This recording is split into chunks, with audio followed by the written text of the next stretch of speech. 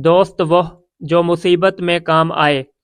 पुराने ज़माने की बात है कि दो दोस्तों ने रोज़गार की तलाश के लिए शहर जाने का इरादा किया। उन्होंने अपना अपना सामान बांधा और सफ़र के लिए रवाना हो गए। चलते चलते वह एक जंगल में पहुंचे और कुछ देर आराम करने के लिए बैठ गए। इतने में उन्हें एक रीछ अपनी तरफ आता हुआ दिखाई दिया। एक दोस्त खुदगर्ज था, वह अपनी जान बचाने के लिए दरख्त पर चढ़ गया। दूसरा दोस्त दरख्त पर नहीं चढ़ सकता था। रीछ उसके बिल्कुल नज़दीक आ गया। उसने सुन रखा था कि रीछ मुर्दा चीज़ को नहीं खाता। यह सोचते ही वो ज़मीन पर लेट गया और अपना सांस रोक लिया। रीछ उसके करीब आया, उसे सूंघा और फिर चला गया। दरख्त पर बैठा दोस्त बहुत हैरान हुआ।